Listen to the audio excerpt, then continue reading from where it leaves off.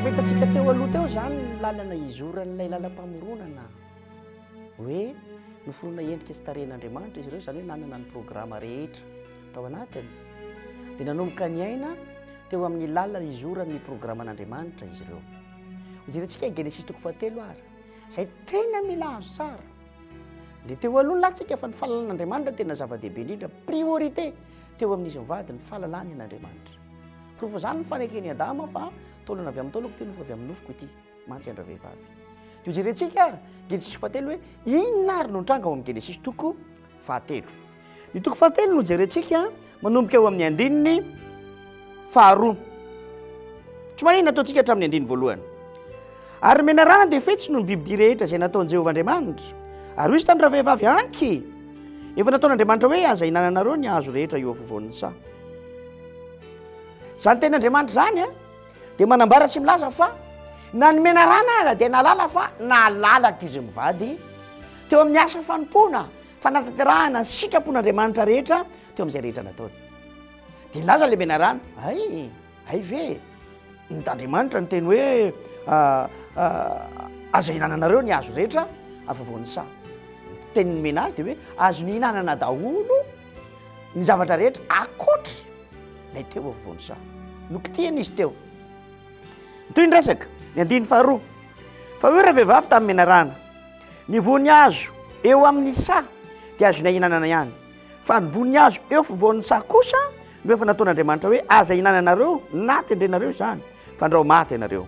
Ary io menarana tamin'ny raha vehivavy tsy ho fatotsy akory ianareo fa fantatr'Andriamanitra fa amin'izay andro hinananareo azy dia hahiratra ny masonareo ka ho tahaka an'Andriamanitra ianareo hahalala ny tsara sy ny ratsy. Dinika izay ny fanaovan'ilay menarana tamin'ny Eva izany resaka izany. Ny adevitra izay napetraka dia teo amin'ny fepetra napetrak'Andriamanitra ny amin'ny hoe io tsy azo tendrena, io roa tsy azo tendrena. Napetraka halalaka izy mivady teo amin'ny lalana izay nizorany ny amin'ny fanaterana ny asan'Andriamanitra.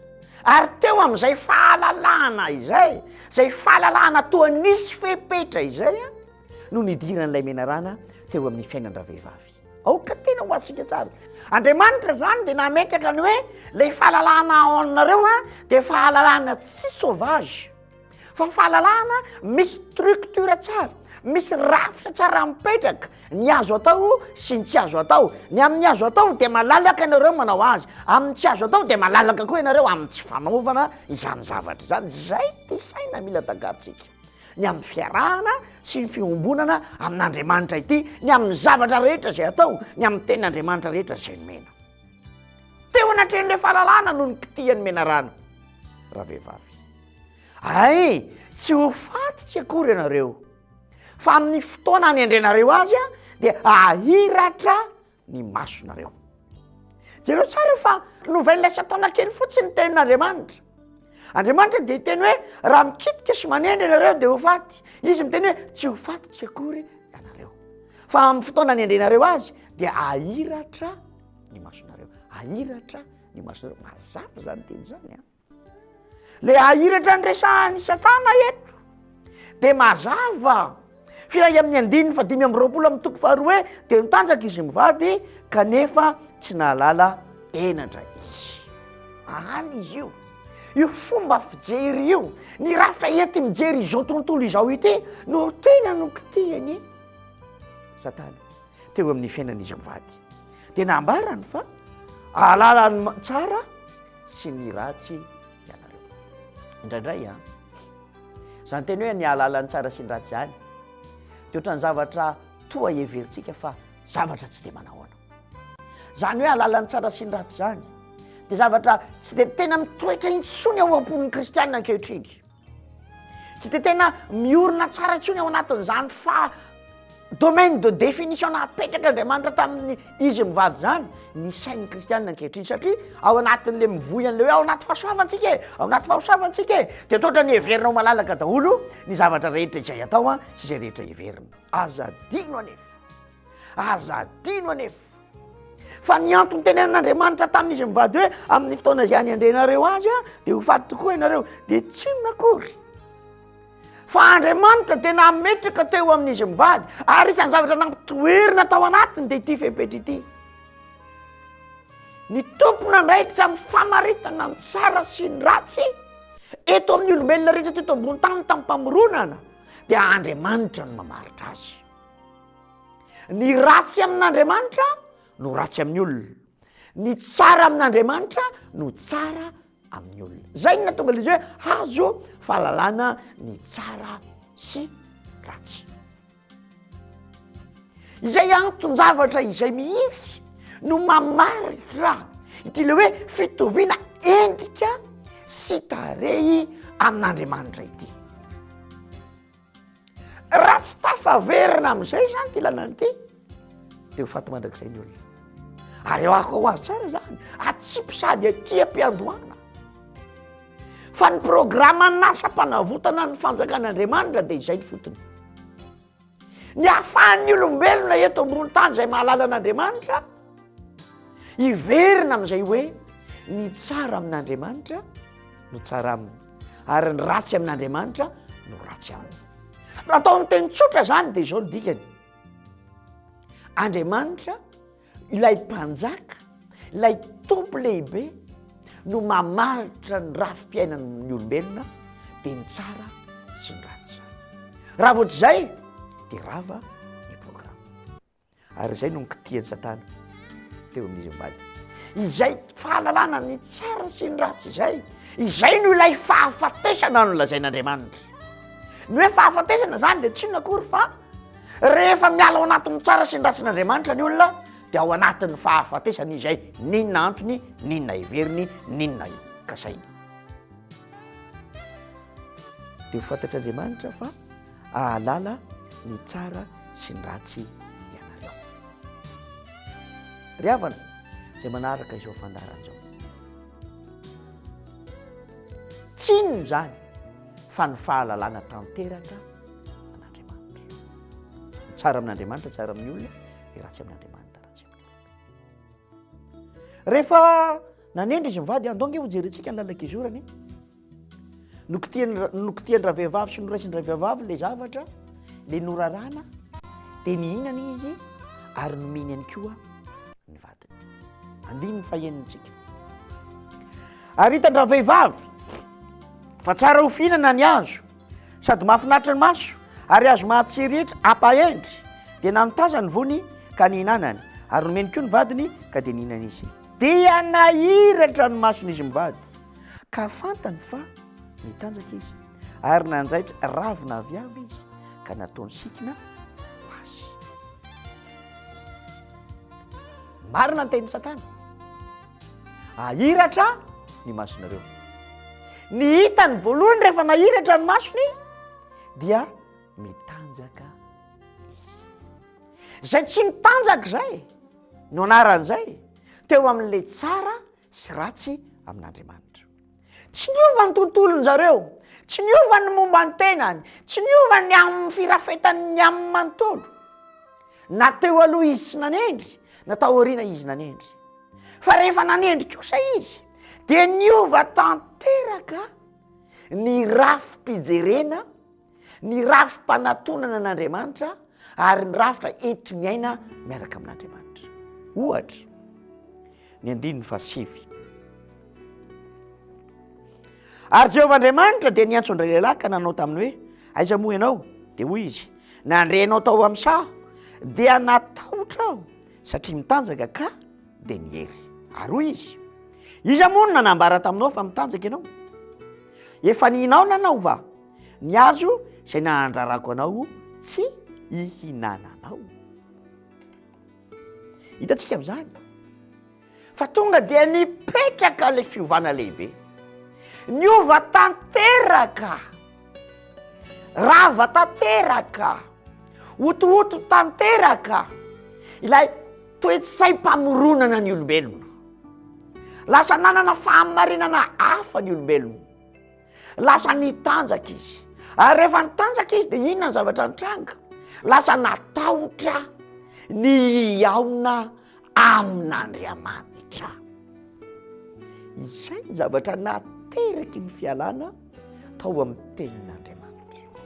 ka zavazany amin'ny fotoana rehetra raha lasana vavy zay hialantsika ao amin'ny sainy tenin'Andriamanitra dia io tahotra io no mitoetra sy miazakazaka voaloman-katoerana eo amin'ny fiainantsika satria nahoana io tahotra io dia tsy toetra n'Andriamanitra. Oka zava ny tahotra dia tsy toetra n'Andriamanitra.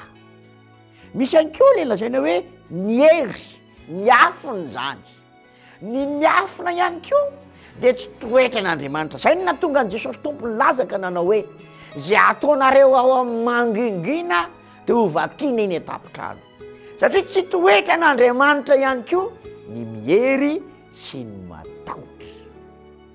Izay no nipetraka voalohany teo amin'izy mivady.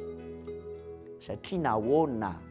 Satria ny antony dia tsotra amafisina ary eo ka tena ho azonina tanteraka mandritry ny fotoana rehetra hieveranao anom-pona ao an'Andriamanitra fa lasa izy mivady no namaritra ny tsara sy ny ratsy teo amin'ny fiainana. Miala teo le tamin'Andriamanitra ho porofonary. Ahoana nanaporofontsika fa izy mivady no namaritra ny tsara sy ny ratsy teo amin'ny fiainana. Andininy faharoa ambin'ny folo. Hoy ny voalaza ao amin'ny andininy faharoa ambin'ny folo. Dia hoy raha lehilahy ny vehivavy izay nomenao ho namako, izy no nanome voankazo ka dia nihinana aho. Ohatrany tsy dia manahoana zany teny zany. Ohatrany tsy dia tena hoe misy hery firy na hoe isy fiovanana fanovanjavatra firy zany teny zany, kanefa fototra zany teny zany ahafantarantsika ilay zava-nitranga teo amin'izy mivady. Fototra zany teny zany ahafantarantsika hoe inona marina no nitranga. Hoy ra lehilahy ny vehivavy izay nomenao aho, izy no nanome voankazo. Tao amin'ny Genesis toko faharoa, hoy ra lehilahy ankehitriny dia taolana avy amin'ny taolako sy nofo avy amin'ny nofoko ity. Nanana fandraisan-dahatra izy tampamoronana fa tena avy amin'Andriamanitra ty vehivavy ty, ary tanteraka koa ty vehivavy ty tahaka ny mahatanteraka eo amin'Andriamanitra. Dia noraisiny am-pifaliana ilay raha vehivavy ka nataony hoe ity dia atao hoe vehivavy.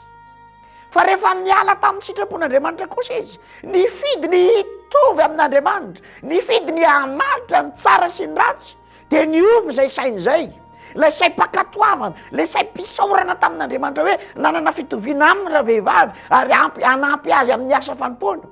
Dia niova ilay izy ka nataony hoe ory Jehova, tena tsy fotoko ilay izy fa ilay vehivavy nomenao ahy indray iny ilay vehivavy nomenao ahy iny mihitsy no nanome an'ilay zany hoe lasa i Adama indray no ny tsara n'Andriamanitra ka teny hoe ilay vehivavy noforonao izay nomenao ahy dia tsy tanteraka, ilay vehivavy noforonao izay nomenao ahy dia tsy ara-dalàna, tsy malala ny fehipetry ny fiainana, tsy malala ny fehipetry ny fanompoana, dia izy no namitaka ka nahatonga lasa nihinana ilay voankazo. Lasa toa Andriamanitra indray no diso nanome azy ilay vehivavy. Lasa Andriamanitra indray no kiany ny Adama ka nataony hoe ilay famoronana nataonao ny nisy kilema ka nahatonga na lasa nihinana izy no nanome azy. Lasa toy izany indray no nahapetraka i Adama teo ampahitana an'Andriamanitra sy firesana tamin'Andriamanitra tamin'ny fotoana io. Satria ina ny antony? Niova tanteraka ny tontolon'ny Adama ka lasa izy indray no manana ny tsara sy ny ratsy manoloana an'Andriamanitra. Lasa i Andriamanitra indray no takiny hitovy tsara sy ratsy aminy. Izay no zava-nitranga teo amin'izy io. Mitovy amin'izay ihany koa teo amin'ny raha vehivavy. Ino no zato nataonao dia hoy raha vehivavy manao hoe nimena rano no namitaka ka dia nihinana aho. Lasa zareo indray zany no marina. Tsy problème nge, zany mena rano zany tsy olana zany, teo aloha zany afaka ny aina ary Adama mihitsy nanome azy ny anarana. Rehefa teto amin'ny fahalavona kosa dia nilaza indray izy hoe tsy diso tena tsy diso teo anatrehany eo fa nomena rano no namitaka. Ny antony dia satria efa niova ny lalam-pisainana sy ny lalam-piheverana ary ny momba azy iray manontolo ka lasa izy amin'izay eto no mamaritra ny marina na ny tsara no mamaritra ny tsy marina na ny ratsy. Zareo amin'izay ny olombelona zay nanomboka hatreo no nanao azy, ny olombelona amin'izay nanomboka hatreo no nanatanteraka an'izay zavatra rehetra izay. Jereo fa tsara fa noho Andriamanitra amin'ny maha-Andriamanitra azy dia zao ny fepetra izay noraisin'Andriamanitra. Andininy faharoa amby roapolo. Ary hoy Jehovah Andriamanitra, indro ny olona efa tonga tahaka ny anankiray amintsika ka ahalala ny tsara sy ny ratsy. Hatreo aloha nambaran'Andriamanitra mazava, nolazain'Andriamanitra mazava fa nanomboka teo amin'io fotoana io dia lasa mitovy amin'Andriamanitra ny olona. Mitovy amin'ny lafinina aloha amin'ny famaritana ny tsara sy ny ratsy. Tsy hoe mitovy fahefana amin'Andriamanitra na mitovy ina amin'Andriamanitra, fa izay nitovizany amin'ny Andriamanitra nanomboka teo. Teo aloha tsy nanana an'izay fahefan'izay. Teo aloha na dia notendrena ho mpanjaka ary izy dia tsy nanana an'izay fahefan'izay hoe afaka manana fahefana hamaritra ny tsara sy ny ratsy. Fa ny tsara tamin'Andriamanitra no tsara taminy ary ny ratsy tamin'Andriamanitra no ratsy taminy. Fa eto dia lasa ny olombelona amin'izay dia i Adama sy Eva no lasa namaritra ny tsara sy ny ratsy. Indro ny olona efa tonga tahaka ny ray amintsika. Inona ny fepetra ny raisiny? Ary ankehitriny andraho aniditra ny tanana izy ka hakany koa ny azonaina ary hohaniny ka ho velona mandrakizay izy. Ny tiany lazaina dia zao, nesorona teo amin'izareo ny azonaina satria nahoana? Raha manendro ny azonaina izy dia ho velona mandrakizay. Hitantsika tsara ny boky ny Apokalipsy fa raha miresaka amin'ny fiangonana ny apôstôly John dia laza manao hoe dia azo anjara amin'ny azonaina, zany hoe azo anjara amin'ny fahavelomana mandrakizay izy. Ka ny tsy nety tamin'Andriamanitra dia zao, lasa velona mandrakizay izy reto, amin'izy no lasa tonga patron manambara ny tsara sy ny ratsy eto ambony tany. Hiala amin'ny olombelona, hiainga amin'ny olombelona rehetra, ka lasa ny olombelona rehetra eto ambony tany zany dia lasa ho patron daholo mamaritra ny tsara sy ny ratsy, ka tonga isy tsy fanjariana goavana ny fiarahamonina teto ambony tany. Dia nesorin'Andriamanitra io azonaina io. Tsy nesorina moa zany fa izy mivadina navoaka niala tao amin'ny saha dia namenana le azonaina tsy azo hokitiana ary tsy azo ho tendreny reto olona reto. Ndrao velona mandrakizay amin'ny fiheverantena ho Andriamanitra izy ireo. Amafisiny ndrao ho velona mandrakizay amin'ny fiheverantena ho Andriamanitra izay hamaritra ny tsara sy ny ratsy izy ireo. Koa dia nesorina izy, noroahina izy hiala teo amin'ny toerana io, hitoetra any amin'ny toeran-kafa mba hahatanteraka ny eritrerim-panavotana izay tao amin'Andriamanitra tao. Hitantsika amin'izany fa tena goavana ny Genesis toko voalohany faharoa fahatelo. Ary raha tsy mazava amintsika tsara ny Genesis toko voalohany toko faharoa toko fahatelo dia zava-poana ny fiainam-panimpona, zava-poana ny famaketsika amin'ny tenin'Andriamanitra satria mbola ho tonga ao anatin'ny saina antsika hoe zay tiantsika no hamaritantsika ny fahamarinan'ny tenin'Andriamanitra. Mazava zany fa ny tenin'Andriamanitra raha handray lesona avy hatrany isika dia zao, ny sain'ny tenin'Andriamanitra izay sain'Andriamanitra nanome azy tamin'ny alalan'ny fanahdy, ao anatin'izay sain'izay no mamaritra ny tsara sy ny ratsy amin'ny alalan'io tenin'Andriamanitra izay vakianao io. Tokony hiverina amin'izany isika. Fa raha tsy miverina amin'izany isika dia tsy manana fahefana ny tenin'Andriamanitra eo amin'ny fiainantsika. Satria adevitra be dehibe amin'izao andro hodiny antsika amin'ny fomba manaraka izay. Mba hahafana io tenin'Andriamanitra io mitondra aina, mba hahafana io tenin'Andriamanitra io mitondra fiainana, mba hahafana io tenin'Andriamanitra io mitondra fanavaozana ary indrindra fanovana eo amin'ny fiainantsika. Aoka ho azo fa ny tenin'Andriamanitra ny tompona andraikitry ny fanovana eo amin'ny fiainantsika. Tsy isika no afaka miova, tsy isika no manana sain'ny fiovana, tsy isika koa no halala hoe iova hoeto fa ny fahefan'ny tenin'Andriamanitra miasa eo amin'ny fiainantsika no mahatonga antsika miova ao amin'izao fanarana dian'Andriamanitra zao. Mazava zany fa miainga eo amin'io toe-tsaina io miainga eo amin'io saina hoe fahalalana ny tsara sy ratsy izay lasan'ny olombelona io manomboka eo amin'izay sain'izay ny fanavotana ny fanjakan'Andriamanitra. Fa izay le fanjakan'Andriamanitra very tao edena, izay le programan'Andriamanitra very tao edena, raha tao amin'ny teny banky tokana zany dia hoe le fanjakana very dia tsy minakory fa lasan'ny olombelona no namaritra ny tsara sy ny ratsy. Izay fahefan'Andriamanitra irery zay, izay fahefany sy eritreritra ary voninahitran'Andriamanitra irery, izay no manatanteraka an'izay, izay no lasan'ny olona ary izay ity saina mitoetra ao anatin'ny fanavotana ity ka nambara Genesis toko 7 andininy 5 dia hojerentsika indray aranytoy andra avy eo hojerentsika indray ny lalaky ny zorana izy avy eo ho fantatsika hoe inona raha zany ny zavatra nitranga rehefa norana miala